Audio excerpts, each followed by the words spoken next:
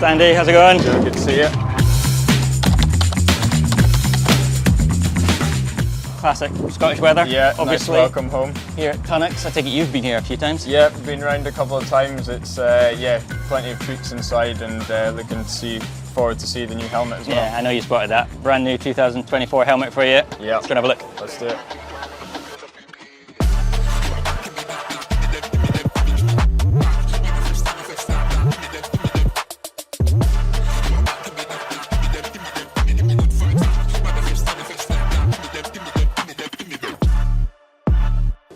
There we go. Super glittery this time.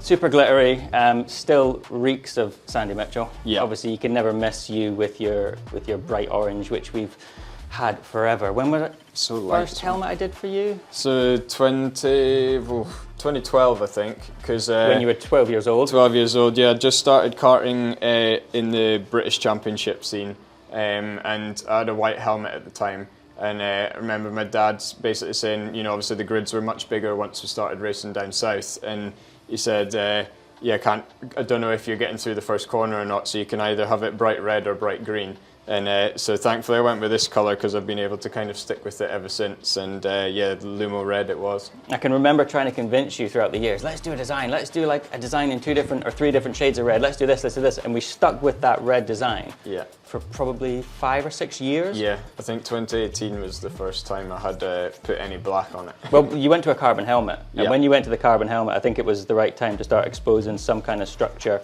and it kind of works with your other branding that you've got on the helmet as well, I think. And then I did this detail up yeah. on top. Yeah. You didn't ask me to do it, but I just forced it upon you. Yeah. I think at some point. And then most importantly, obviously we're stood in the Tunnock's factory here in Glasgow, and on the rear is the branding. Oh yeah. A long-term relationship. Yeah, it's been, I think, 10 years or so now we've worked out, so yeah, it's yeah, been crazy. I think, you know, they've had a small caramel logo on the side of my go-kart back when I was racing karts, and yeah, now my longest standing partnership and sponsor, and yeah, it's always an honour to represent such an iconic Scottish brand.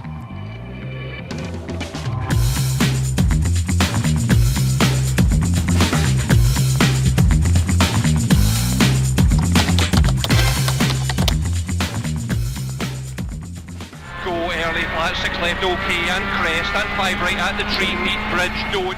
This year's helmet, second one that you've done for me, Joe. Gone slightly different with this one.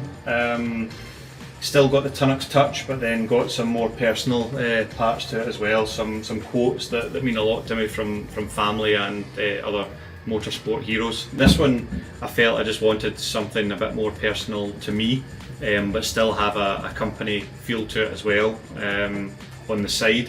And I've had a lot of positive feedback from it, which has been great. And yeah, because we've obviously got the Scotland touch on it, but then on the lid we've got the caramel wafer, and then on the back it's got still a family business, which we're very proud that after over 125 years we're still a family business. We've been supporting Sandy for just over 10 years now, and it's great to see how Sandy's moved up and is now a stalwart of British motorsport, and he's rather fast as well, which is always quite good for our brand. I'm sure he could drive a Scania faster than some of our drivers could.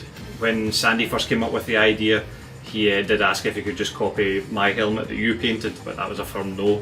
I said you can have half of it if you like.